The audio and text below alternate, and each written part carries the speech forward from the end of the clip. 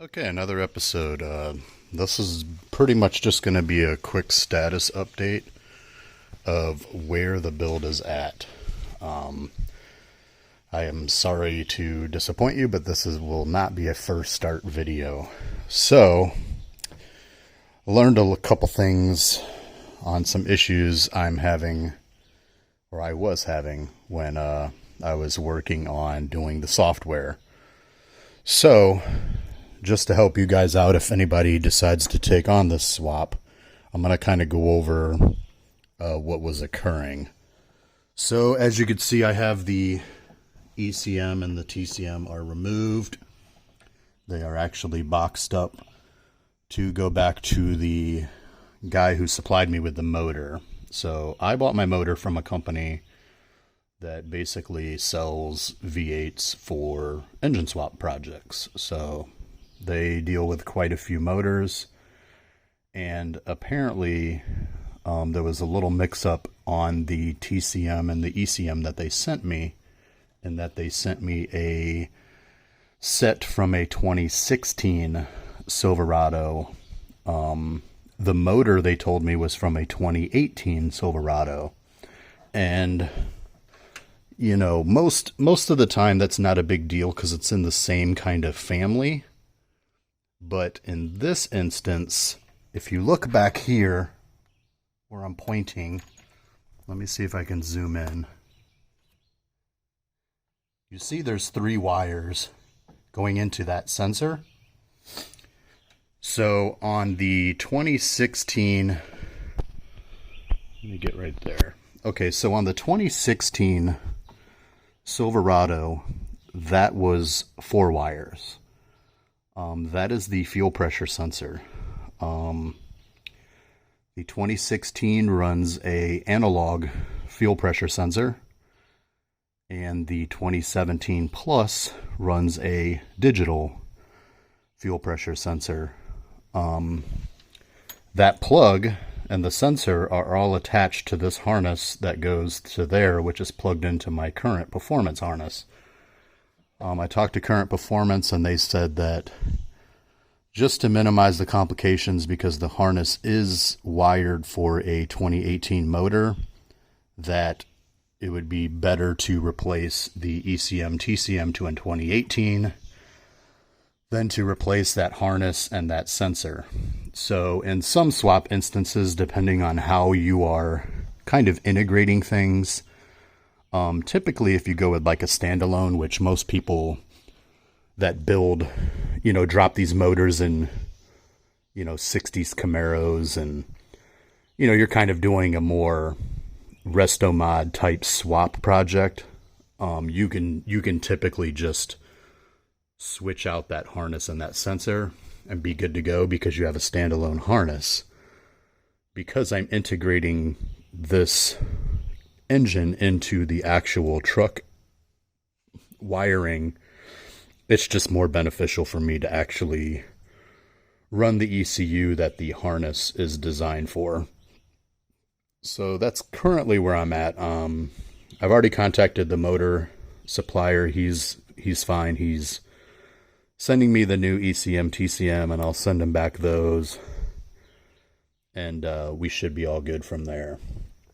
So project's kind of on hold right now. This is kind of my last step before starting this thing. Kind of a good thing is I had to pull the intake manifold right here off to check that, just to make sure. I wanted to make sure the motor was a 2018, just to kind of verify that. So I took the intake manifold off, and I took the insulator.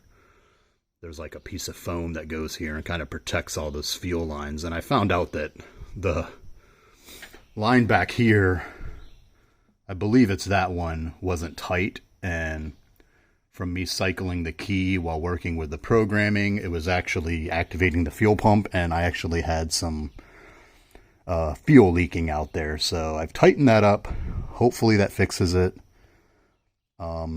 What I'm going to do is I'm going to just put the intake manifold on without the insulator, so I can kind of see underneath here.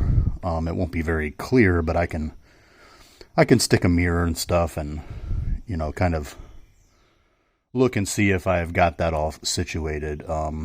It doesn't look like it was leaking out of any of the other fittings. It looks like it was mainly just that fitting right there. So hopefully that's all it is, and a little bit of a crank with the wrench got it. But we'll see. Go over a couple other things I kind of been looking at and worried about, and we'll discuss those. Okay, so now we're down here. We're in the driver's side wheel well. I've kind of showed this from the top a little bit in a previous video, but let me see if you can, if you see that silver line right there, that is actually my AC line off the compressor. That is very, very close to that piece of black metal there. I'm a little worried. I've been talking to LHT, who just completed his V8 swap, and he was telling me that he gave his steering shaft, which is another concern of mine. There's the steering shaft. If you've been following his videos, he actually cut and welded in a relief there for engine movement that allows that steering shaft to kind of have a place to go if there's engine movement in turns, and also, you know, just from vibration. I've only got about 1/4 of an inch. And I was talking to him the other day in some comments, and he said that during kind of hard turns, that even with the 1/2 inch relief, he's been hearing that hit. So I'm thinking I'm going to need over a 1/2 inch clearance between the engine and anything else. So I'm going to have to do something about this manifold. I'm probably not going to do anything until I at least get it for the first start, just so I can verify there's nothing else when I go, you know, kind of digging into these kind of little clearance issues and stuff like that. That way I can kind of take care of everything at once. So my plan right now is to go ahead and work on getting a first start, making sure, you know, everything's running good. I don't have any fluid leaks. And then that way, if I do have some leaks or whatever, I can kind of address those at the same time I'm addressing kind of these clearance issues. So my issue here is, this is the factory L83 manifold. And it's probably the pretty much the tightest manifold you can get. There's one other one. It's a Holly cast manifold. I was able to find one. The problem is I went to order the black ceramic coated ones, and pretty much all of them are out of stock everywhere, and they're talking August, and it's mid-June right now.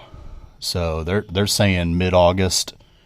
I really don't want to wait that long. I kind of want to, you know, get this thing wrapped up so I can kind of get started tuning. My plan was to have this done and hopefully go check out LS Fest in Louisville, which is in September. So I'd like to have this done, running, you know, tuned up, good, drive it, because, you know, I want to drive it up there. I don't have anything to trailer it with.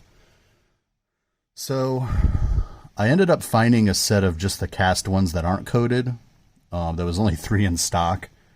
I luckily got a set of those, so I'm going to order those. I got them coming, and hopefully those sit a little tighter. It can give me that, you know, little over 1/2 inch clearance between that shaft and the manifold. Another thing it's going to help, which I like, is you can see right here, I'm very close right there, so any movement, I'm likely going to be hitting this with the manifold as well. And that setup actually goes to a different type of flange where there's only a bolt and nut at the top and the bottom, so it's only 2, and it keeps it in line this way in the center, which means I won't have any of this issue right here. So hopefully I'll get those, and we'll get those, and hopefully they'll work, and that'll settle that, and then I can work on building the exhaust off of those. So the exhaust will be on hold until I get those. What I'm going to do about this, I'm really kind of unsure of right now. If I take that off and redo my whole brazing project, I don't think I'm going to have enough room to kind of push that hose farther in and re-braze it. I was already pretty much cutting most of that 90 off. I may have a little bit of room to do that. So I don't know what I'm going to do with that. That's still kind of up in the air.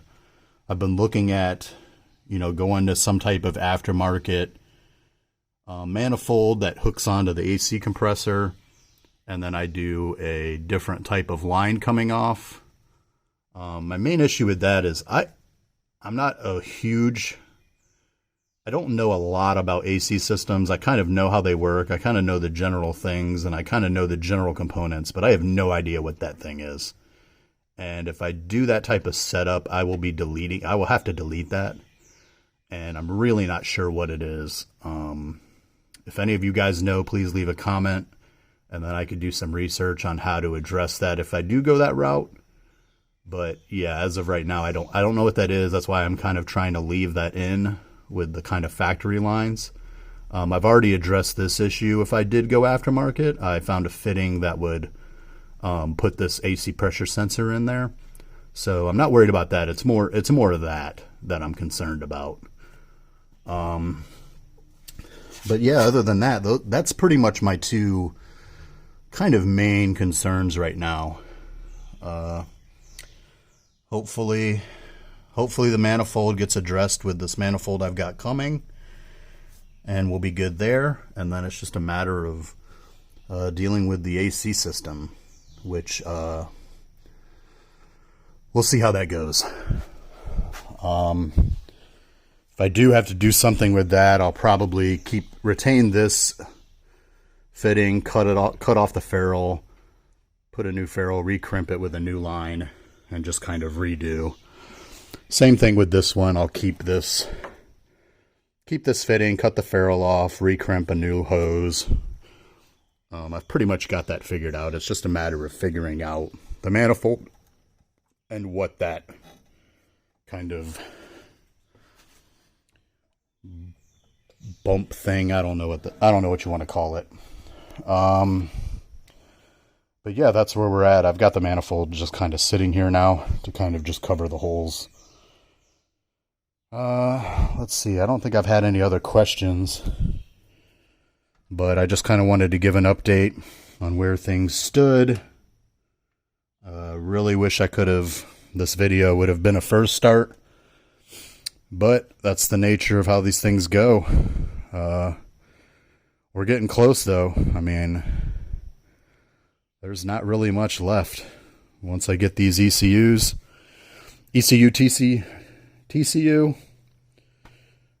we should hopefully be rolling and just kind of addressing all the little things, and then I can get started on some of these other issues. Like I've said in previous videos, I do have a different set of sliders. They're sitting in the house. I have some Devers that I'll be installing.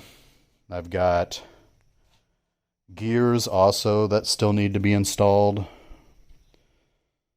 Brakes, that's in that box back there, that I will be installing. So little projects after that. Obviously the big one being the swap. So hopefully I can get this done and be on the road. Another interesting thing is I'll have to pull my numbers up, but I'm sitting at about 41.5 inches from the ground to the bottom of the fender with my 33s. if I remember correctly, and I'll have to go, I have it all wrote down, but, or written down, sorry, for you English majors out there. I have it written down what my number was, but I do not recall it being that high. So I'm thinking we may be a little bit lighter with this V8 over the V6, which I find kind of interesting. I'm not really sure how that happened. I mean, there are some differences. We do have 2 more pistons, but we also have a single cam. The V6, I believe, is dual overhead cam. So in that motor, you have 4 cams, bigger heads. The manifolds are designed into the head, if you didn't know that. So the heads are rather large on the V6 motor. So maybe a combination of that mass and with less mass technically on the top side of this motor, you know, maybe they kind of even out to where maybe this is a few pounds lighter. I don't know.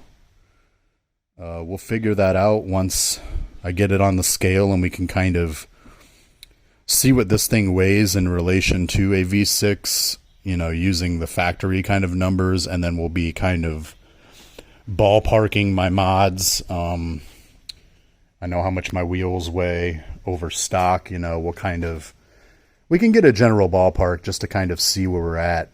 But from what I'm seeing now, it is not a huge weight to where, you know, the size of this motor will put you in the weight of a diesel.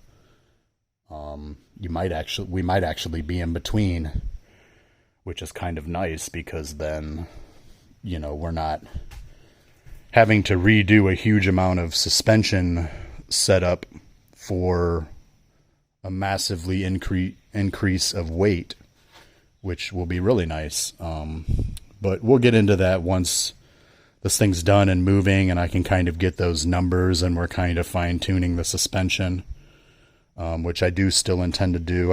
I intend to, you know, go work with somebody about just kind of tweaking the Kings. You know, we might be doing some revalving, you know, depending on what we find out. I will be taking a lot of that apart before we do any more driving, just because I do have to re-gear the front. And I also have Delrin bushings coming for the peak uppers, so there'll be some Delrins installed. I have a set of the RCV axles on order, so hopefully those come in the next month or so. And I can install those when I do the re-gear, so I'm not tearing this all apart again. It'd be nice to come at the same time, that way I can kind of get one alignment when I'm done, instead of, you know, multiple. I do have lifetime alignment, so I can just kind of roll in there whenever I want. But I was thinking of taking it to a shop that's pretty highly recommended in these parts for lifted off-road rigs for alignments. So I did want to take it to him once, which will be kind of the final alignment to, you know, see if he can get that right, because my lifetime is, they have a hard time trying to get me 4 degrees caster, which apparently is really difficult for them. So anyways, I'm rambling. I'll go ahead and end this video here. Just wanted to give a quick update. That way I could try to keep doing weekly kind of videos. It's been kind of a rough week. I wish I could have done more on this thing, but I've actually been working on this thing because currently I do not have a running vehicle. The fuel pump went out on this, and FedEx is taking their sweet time delivering my packages. They were supposed to be here 2 days ago, and I still have not received them. I'm going to go ahead and replace the in-tank pump. Sounded like I said intake. if anybody's curious about. So I have it all ready to replace, but I'll be replacing that. That's the pump in the tank. And then this is also a direct injected vehicle, and there is a known issue with the tappet. So I will be, the high pressure fuel pump's right there.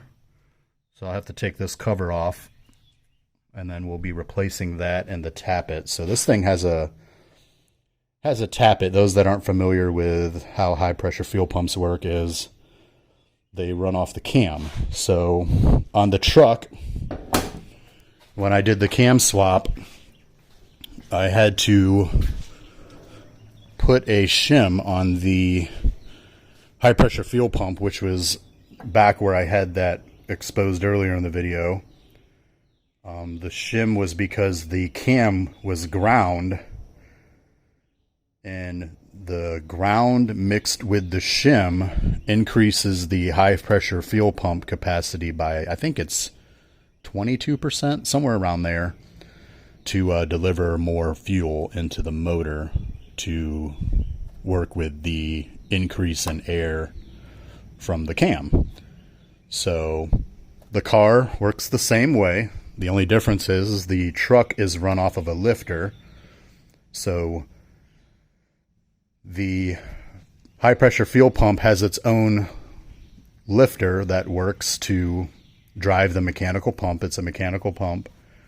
The car that I have has what's called a tappet, which is pretty much just a piece of circle steel that's a certain thickness, and that's what rides on the cam, and that's what pushes the spring up to drive the mechanical pump. And apparently any little tiny bit of wear of that thing just throws the whole thing off. I've seen videos where people pull them and they say that they had the same codes I have, and in the naked eye, the tappet looks no different than the one they're putting in there, but it makes a difference. So that's one of the parts I'm waiting on. So I'm waiting on the tappet, and I'm waiting on the in-tank fuel pump, which I'm hoping will be here today, but I don't think the tappet will be here today. I think just the pump. The tappet's being shipped by USPS, and they didn't feel like delivering that either. And today's Sunday, so I have a feeling I will not be seeing that today. So I've been working from home, which kind of sucks because I've pushed off appointments till next week, which means I will probably be borrowing my girlfriend's car. But nevertheless, a little lesson on how the high pressure fuel pump works. The V6 also has a high pressure fuel pump. How exactly it works, if it's a tappet or a lifter, I do not know at the moment, but later, once we are done with the swap and we have all of the aftermarket parts on and we are all good on the truck, I will be doing another series of tearing the V6 apart and figuring out how the mud got in there. And that one will probably be a lot more of me wrenching and showing, as I remove each component, what we find. So stay tuned for that series if you guys are interested in the inner workings of the V6. I will kind of go into that as we tear that thing down to the block. That's probably a few months out, but just a little sneak peek if you actually watch the entirety of these videos to know that that video is coming. All right, well, I'll end it here. Maybe this video is a lot longer than I initially planned, but I figured I'd go over a little bit of everything of what's going on currently with the build. Catch you guys on the next one.